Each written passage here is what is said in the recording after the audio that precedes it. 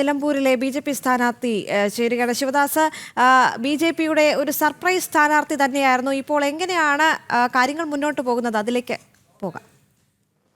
തീർച്ചയായും ദേവിക, നമുക്കറിയാം ഇപ്പോൾ BJPയുടെ സ്ഥാനാർത്ഥിയെ കൂടി പ്രഖ്യാപിച്ചതോടെ നിലമ്പൂർ നിയമസഭാ മണ്ഡലത്തിൽ ചിത്രം വ്യക്തമായിരിക്കുകയാണ്. അഡ്വക്കേറ്റ് മോഹൻ ജോർജാണ് BJPയുടെ സ്ഥാനാർത്ഥി. 47 വർഷമായി അദ്ദേഹം ഈ നിലമ്പൂർ നിയമസഭാ മണ്ഡലത്തിൽ തന്നെ രാഷ്ട്രീയ പ്രവർത്തനവുമായി മുന്നോട്ട് പോവുകയാണ്. പ്രത്യേകിച്ച് മലയോര മേഖലയിലെ ഒരു പ്രതീക്ഷ കൂടിയായിരുന്നു.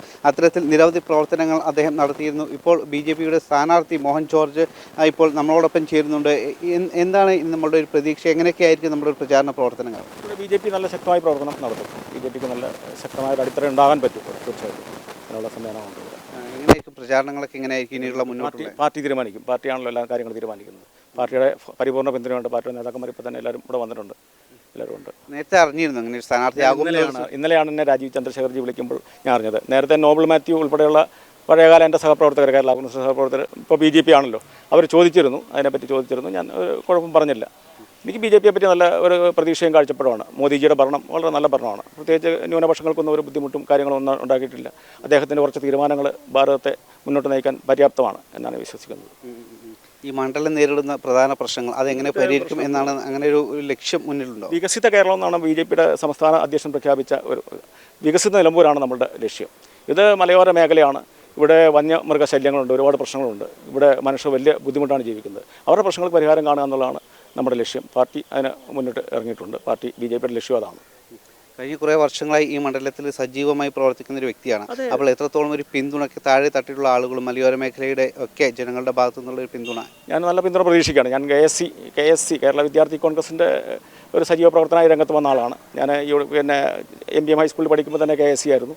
പിന്നെ നിയോജക പ്രസിഡൻ്റായി, ജില്ലാ സെക്രട്ടറിയായി, ജില്ലാ പ്രസിഡൻ്റായി, KSCയുടെ സംസ്ഥാന സെക്രട്ടറിയായി, KSCMൻ്റെ സംസ്ഥാന സെക്രട്ടറിയായി. പിന്നെ പാർട്ടിയിൽ പ്രവർത്തനമുണ്ടായപ്പോൾ ഞങ്ങൾ പിന്നെ ബാലകൃഷ്ണൻ സാറിൻ്റെ അടുത്തെത്തി. അവിടുന്ന് പിന്നെ കേരള കോൺഗ്രസ് ഒന്നിച്ചപ്പം ഞങ്ങളിങ്ങനെ വാണി ഗ്രൂപ്പിൽ വന്നു. പിന്നെ ഫ്രാൻസിസ് ജോർജിനൊപ്പം ഞാൻ കേരള കോൺഗ്രസ് ജയിൽ എത്തിയതാണ്.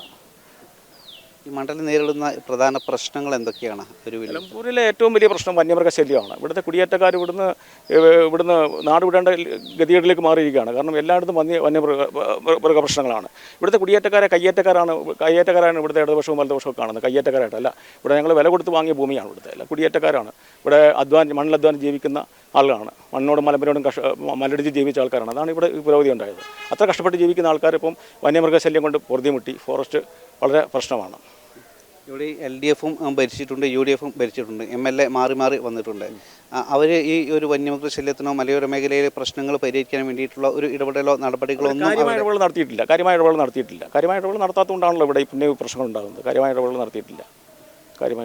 മറ്റ് എന്തൊക്കെ അടിസ്ഥാന സൗകര്യങ്ങളാണ് ഈ മണ്ഡലം വേണ്ടത്? ഒരുപാട് നിലമ്പൂർ ബൈപ്പാസ് ഇവരെ പണി കഴിച്ചിട്ടില്ല. ഇവിടെ ഒരുപാട് അടിസ്ഥാന സൗകര്യങ്ങൾ വികസിക്കേണ്ടതായിട്ടുണ്ട്.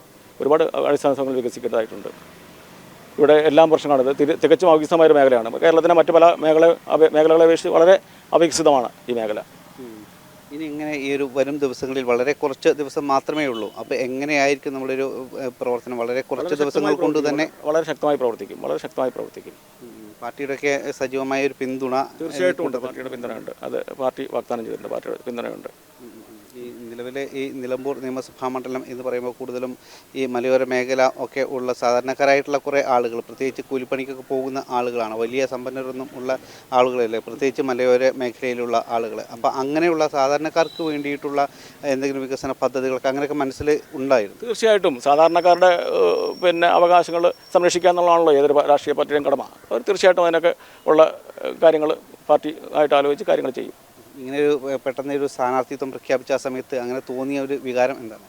വളരെ സന്തോഷം തോന്നി. കാരണം BJP ഞങ്ങൾക്കൊരു വലിയ അംഗീകാരം, കുടിയേറ്റക്കാർക്ക് ഞങ്ങൾക്കൊരു അംഗീകാരം തോന്നല്ലോ. അതൊരു വലിയ കാര്യമായിട്ട് ഞാൻ കാണുകയാണ്. തീർച്ചയായിട്ടും അതൊരു വലിയ കാര്യമായിട്ട് കാണുന്നു. ഇവിടെ ഇപ്പോൾ നിലമ്പൂർ നിയമസഭാ മണ്ഡലം എന്ന് പറയുമ്പോൾ ഇപ്പോൾ LDFും ശക്തനായിട്ടുള്ളൊരു സ്ഥാനാർത്ഥിയാണ്. M സ്വരാജാണ് മത്സരിക്കുന്നത്. UDFിൻ്റെ സ്ഥാനാർത്ഥി ഇവിടെ നിലമ്പൂരുകാരൻ തന്നെയാണ്. ആര്യാടൻ ഷൗക്കത്ത് കുറേ കാലമായിട്ട് നിലമ്പൂർ നിയമസഭാ മണ്ഡലത്തിൽ പ്രവർത്തിക്കുന്നതാണ്. ഒരുപക്ഷെ PV അൻവറും മത്സരിക്കും. അപ്പോൾ ശക്തമായൊരു മത്സരമല്ല. അപ്പോൾ BJP കൂടെ ചേരുമ്പോൾ ആ ഒരു മത്സരത്തിൻ്റെ ഒരു തീവ്രത അതെങ്ങനെ? തീർച്ചയായിട്ടും നല്ല മത്സരമായിരിക്കും. ശക്തമായ കടുത്ത മത്സരമായിരിക്കും നിലമ്പൂർ നേരിടാൻ പോകുന്നത്. നല്ല മത്സരമായിരിക്കും. എല്ലാ സ്ഥാനാർത്ഥികളും നല്ല ആളുകളാണ്.